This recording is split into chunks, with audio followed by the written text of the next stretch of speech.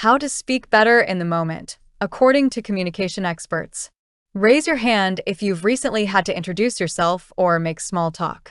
Yes, that's precisely what today is all about. How we can speak more effectively in the moment. For many, introducing yourself or making small talk can feel challenging, awkward, or even intimidating. So today I want to walk you through a powerful methodology that I developed while teaching at Stanford, a way to become more comfortable, more fluent, and more spontaneous under pressure.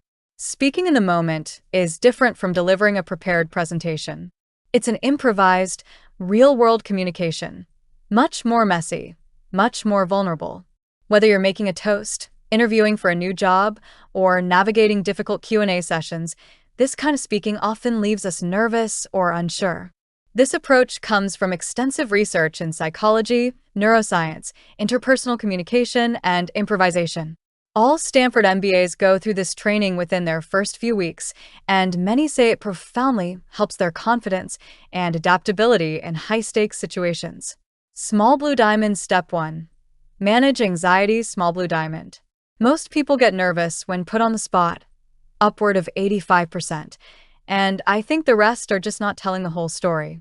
When we see a nervous speaker, we feel nervous ourselves, a phenomenon called secondhand anxiety. So we need to manage both symptoms and sources of nervousness. Symptoms. What happens in your body under pressure?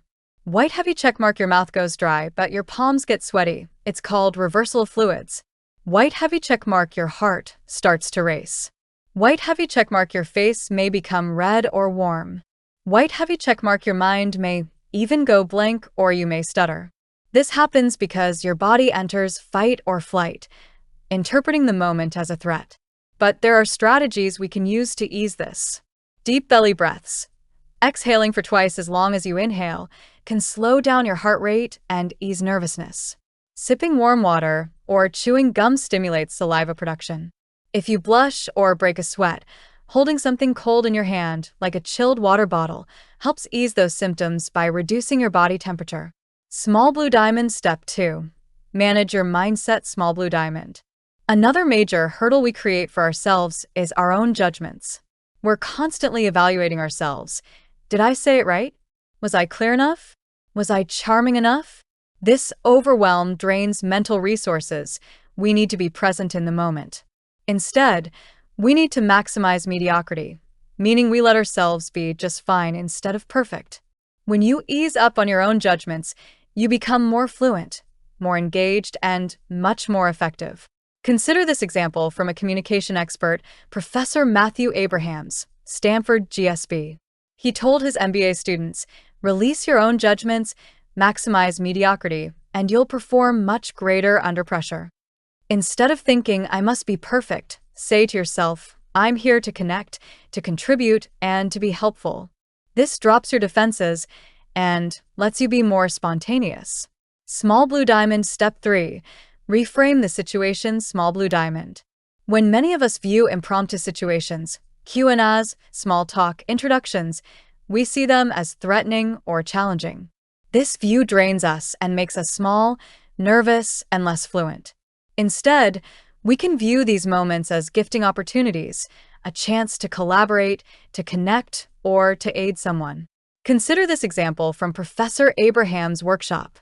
He asked his students to pair up, give each other an imaginary box, and say, thank you for the first thing you think of, a pencil, a flower, a toy. Then their partners responded by extending their imagination, adding context, or adding a funny twist, turning a threatening moment into a game. This small activity lets us appreciate the moment instead of fearing it and prepares us to respond naturally. Sparkle's final tip. Turning down judgment, framing the moment positively, and employing strategies to ease nervous symptoms lets us become much more fluent and spontaneous. This helps us connect with people, handle difficult questions gracefully, and perform much more effectively under pressure. How to communicate more effectively in the moment.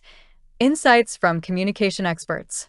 Raise your hand if you've recently had to introduce yourself or make small talk. Yes, that's what today is all about. How to speak better in the moment.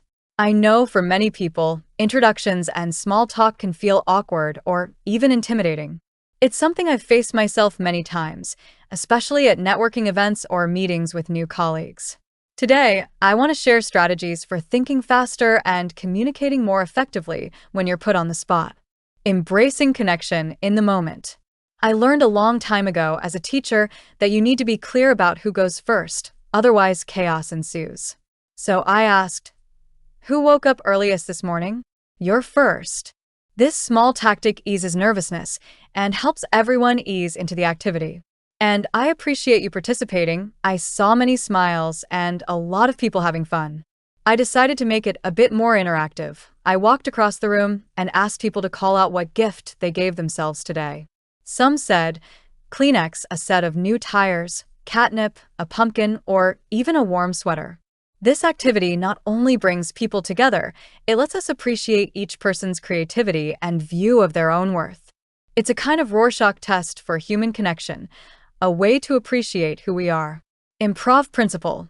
Yes, and when someone asks you a tough or challenging question, instead of reacting defensively, "No, I didn't do that," you can say, "Yes, and." This technique, used by improv comedians and communication experts, lets you keep the dialogue alive and constructive. For example, if a colleague says, "I think we made a mess with that proposal," you might respond, "Yes, and we can learn from it to make the next one even better." This kind of thinking helps foster collaboration instead of conflict. Tools for turning communication into opportunity. I'm a huge fan of a framework I call the not yet, yes, and next play, mistake. This approach, supported by growth mindset expert Carol Dweck, transforms problems into opportunities for growth. White heavy checkmark not yet. If something isn't going your way, tell yourself, "Not yet. I can grow and improve this." White heavy checkmark yes, and find points of agreement and opportunity in a conflict or difficult exchange. White heavy checkmark next play. If something goes awry, move forward instead of dwelling on the past, just like a basketball team after a missed shot. Coach K's well-observed tactic. White heavy checkmark mistake. Look at your mistakes not as failures, but as missteps or a new opportunity to try again, just like a film crew retakes a scene until they get it right. Listening to connect, an often overlooked communication superpower. Most of us listen just enough to respond. We're already thinking about our own reply instead of truly understanding the person in front of us. This kind of shallow listening damages relationships. Picture this scenario. You walk out of a meeting and a colleague asks, "How do you think it went?" Instead of honestly listening, noticing their nervous tone, their downcast eyes, you launch into a critique. This disregards their actual need, perhaps for understanding or support, and can harm your connection. How to become a better listener with pace, space, and grace.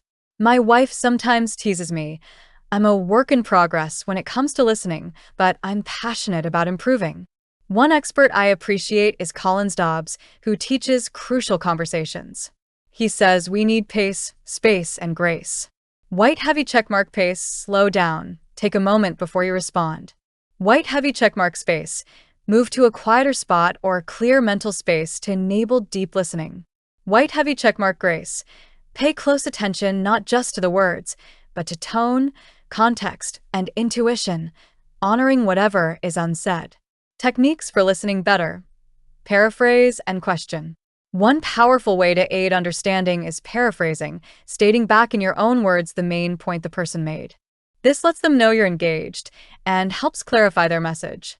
Then follow up with a question, not a challenging or judgmental one, but a way to keep the dialogue alive. For instance, "So, what you're really worried about is the deadline and whether we can make it, is that correct? How can we solve this together?" An activity to develop listening skills. Let's try something together. Turn to a new person in the room. For 30 seconds, share a short story about your name, its origin, its meaning, or a funny incident related to it. Your partner's task is not just to listen, but to paraphrase what you said and then ask a follow-up question. This lets both people practice deep listening while keeping the conversation alive. Let me demonstrate. My name is Matt. All through my childhood, I was teased mercilessly because Matt rhymed with everything: cat, hat, flat. I was called many names. So when my wife and I had children, we chose names that wouldn't suffer the same fate. Paraphrase example. So, what you're saying is you wanted to spare your children from the kind of bullying you experienced growing up. Did you find that made a big difference in their happiness? Final takeaway. Effective communication is not something you're born with. It's a set of skills you can learn, practice, and grow. If you view each interaction as an opportunity, not a threat, you can foster understanding, collaboration, and connection. Using strategies like not yet, yes, and next play, mistake, pace, space, grace, paraphrase, and question will enable you to become a more empathetic, adaptable, and trustworthy communicator. I have a built-in focus group, my students. So I went into my classroom, wrote down the names my wife and I were considering for our children, and challenged my students to come up with the most ridiculous, mean, or awful rhymes or nicknames for each. We chose the names with the fewest derogatory rhymes. That's the story of our children's names. A colleague in the room nicely paraphrased this by stating, essentially, you stress-tested your kids' names. Exactly. We wanted to make sure our children wouldn't suffer from needless bullying. And today, while they certainly get teased for many things, their names aren't a major issue. This illustrates the power of careful consideration and framing. A tactic expert communicator, Dr. Matt Abrahams from Stanford, highlights as a way to aid understanding and foster connection. Dr. Abrahams emphasizes that when we listen carefully and restate what we hear, we make people feel valued and recognized, a crucial interpersonal skill. So, let's practice this. Pair up with someone sitting near you, introduce yourselves, and let the person who traveled furthest to be here go first. You'll tell a 30-second story about your name. Your partner then parses back a brief version, a paraphrase, and asks a follow-up question without needing you to answer it. This process strengthens our ability to listen, to connect, and to appreciate each other's stories. This kind of practice might feel challenging at first. It's hard to listen without framing a response, but that's precisely the point. Listening involves fully focusing on the other person. Our expert, Dr. Abrahams, highlights that this kind of attentive, empathetic listening forms the foundation for strong interpersonal relationships and for navigating difficult conversations gracefully. Managing anxiety and staying present. We've now gone through the first 4 steps in spontaneous communication. Manage anxiety. Get out of our own way. See it as an opportunity. Listen well. All of these relate directly to mindset. We haven't yet gotten to the messaging. That's the following step. The power of structure in communication. Structure helps us keep our messages clear and purposeful. Without structure, we tend to ramble, overwhelm, or confuse our listeners. Our brains appreciate structure, a clear beginning, middle, and end, much more than a disjointed mess of ideas. Consider problem, solution, and benefit, a classic structure used in many effective messages. Here's an example. Problem: people struggle to communicate spontaneously. Solution: develop structures for framing messages and delivering them in the moment. Benefit: this lets you feel more comfortable and more in control while delivering clear messages that connect with your audience. My favorite communication framework. What? So what? Now what? What? What's your main message or claim? So what? Why is it important to your listener? Now what? What should you or your listener do with this information? Let's say you're delivering feedback. What? I noticed you rushed through your implementation plan. So what? This may confuse stakeholders or undermine their confidence in your preparedness. Now what? Next time, slow down, add details, or follow a clear structure. This helps you come across as more prepared and trustworthy. Elevator pitch structure. What if, so that, for example, and that's not all. Picture yourself in an elevator with your boss's boss, or a prospective investor. You need to make your case quickly. What if? What if you could feel more comfortable and poised when put on the spot? So that you can answer questions more effectively or respond gracefully under pressure. For example, imagine acing your next interview, delivering your points in a clear, logical way. And that's not all. This approach lets you connect more deeply, whether it's small talk, a difficult conversation, or a high-stakes pitch. Let's practice together with the group pitch. The scenario: recruiting people to come back to their reunion. Picture this framing. What if? What if you could see your friends, walk down memory lane, and appreciate your shared history? So that you can feel connected, appreciate your roots, and celebrate long-standing friendships. For example, listening to the school's a cappella group perform your favorite tunes. And that's not all. You can also attend a powerful lecture by a renowned expert in communication. Conciseness and focus. Some people say their messages get confusing or lose direction. According to Dr. Abrahams, this happens when we try to say too much. We must remember, tell me the time, not how you built the clock. Conciseness comes from focusing on what's most relevant. Whenever you speak, whether spontaneously or with preparation, ask yourself, white heavy checkmark, what do I want people to know? White heavy checkmark, how do I want them to feel? White heavy checkmark, what do I want them to do? This guides you toward choosing your words carefully and staying on track. Repeat, reflect, and gather feedback.